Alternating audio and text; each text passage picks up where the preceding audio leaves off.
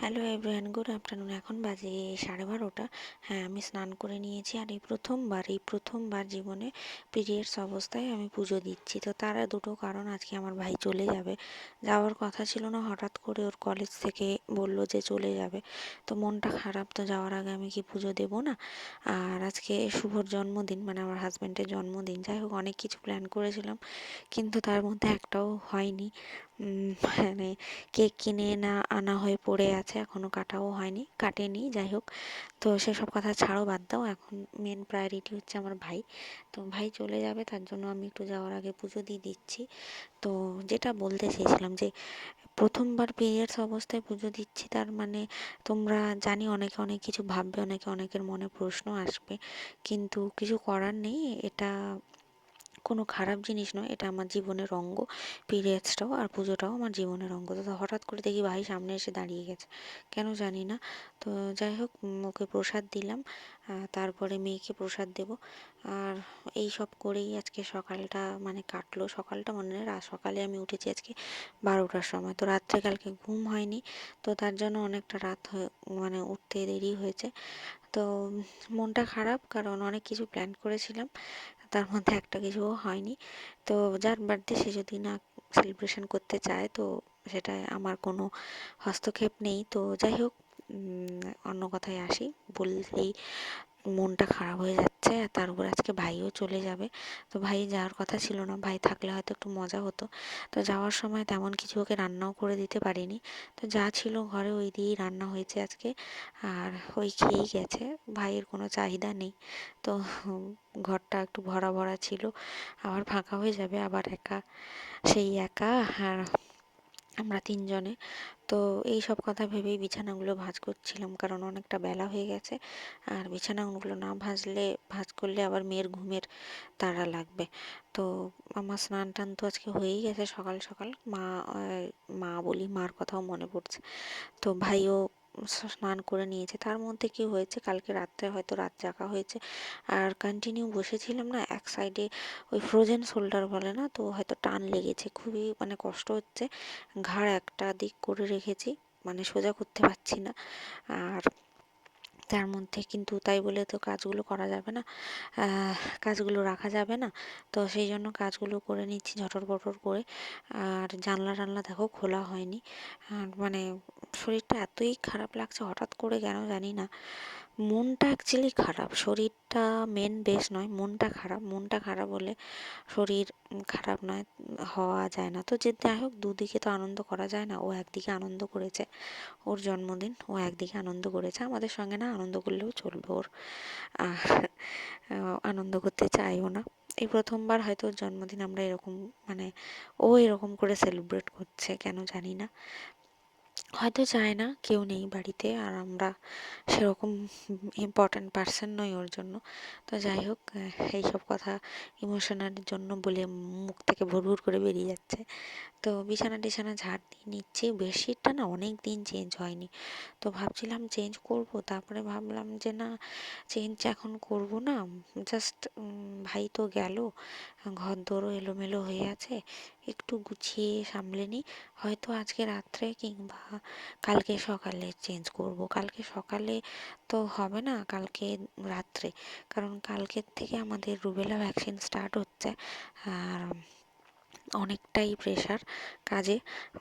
সকাল থেকে অনেক ভিজিট হবে, ইঞ্জেকশনস।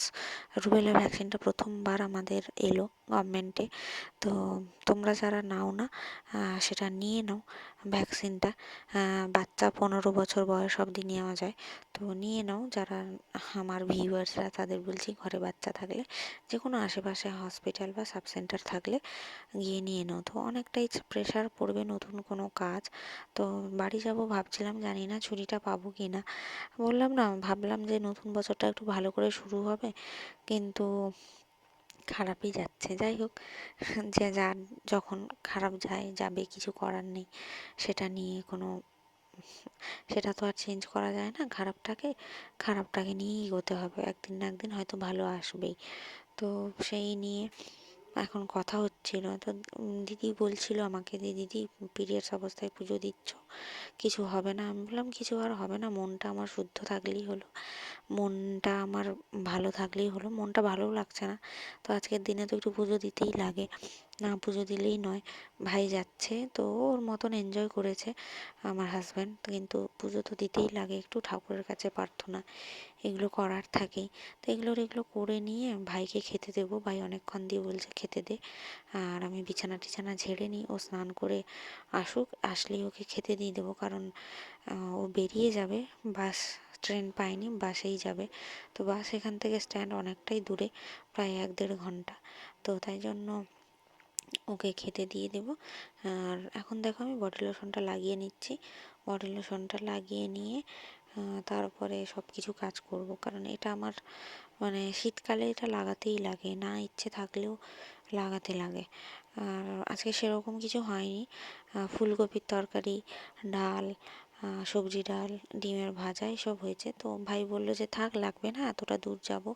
কাল রাত্রে বিরিয়ানি টিরিয়ানি খেয়েছে, আর আমরা দুজনেই ছিলাম, ঘরে কেউ ছিল না। তো সেই জন্য আর ক্রিমটা লাগাতে লোশনটা লাগাতে পারছিলাম না, কারণ খুবই ব্যথা হচ্ছিল। ভাই অনেকবার ম্যাসাজ করে দিল। তো চলো দেখা হচ্ছে একবার লাঞ্চের সময়, এখন আর বেশি কথা বলবো না। তো দেখো খেতে বসে গেছি, একটা প্লেটেই নিয়েছি অল্পটুকু ভাত, গলা দিয়ে নামছিল না, ভাইটা চলে গেল। তো একটু কান্নাকাটি করেছি, ওর সামনে করিনি, একা একাই করেছি। আমি কারোর সামনে কাঁদতে পারি না আবার সেরকম।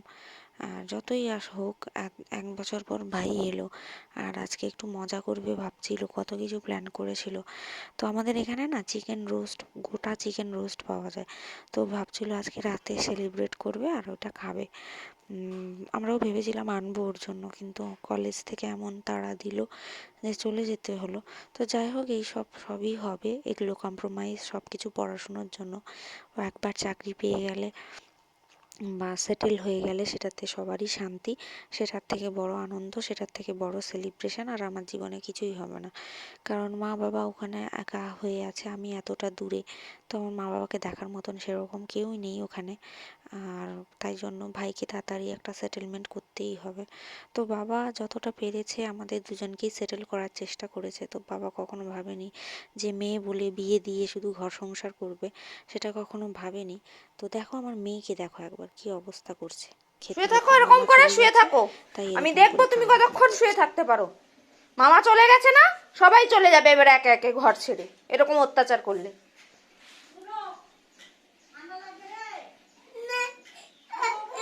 তো মামা চলে গেছে, তার দুঃখেই সব চলছে এখন কান্নাকাটি। তো জানি না কতক্ষণ হবে, তো ওকে ঘুম পাড়িয়ে দেবো, ঘুম টুম পাড়িয়ে তারপরে মানে আর কোনো আজকে এখানে আর কোনো ভালো লাগছে না কিছু। তো চলো ওকে ঘুম পাড়াতে নিয়ে যাই তাই। ব্লগটা এখানেই শেষ করলাম, আজকে আর ভালো লাগছে না কিছু সকাল থেকে। মানে একরকম প্ল্যান করে থাকে, একরকম যখন হয় না। তো যাই হোক, আর কি বলে, ভাইও চলে গেল। ভাইয়েরও আজকে যাওয়ার কথা ছিল না, ভাইও গেল। তারপর মেয়েটাও আজকে এখন ওরকম করছে, সারা রাত কালকে ঘুমও হয়নি। তো আর এদিকে আবার ঘাড়ে টানও লেগেছে। তো সব কিছু মিলিয়ে না আজকের দিনটা একদম বিচ্ছিরি এলো যাচ্ছে। তো তোমরা তাই বলে আমাকে, তোমরা সাথে থেকো, পাশে থেকো অলওয়েজ। আর চ্যানেলটা সাবস্ক্রাইব শেয়ার করতে ভুলো না, অবশ্যই অবশ্যই সাবস্ক্রাইব শেয়ার করো। আর অনেক অনেক অনেক ভালোবাসা দিই।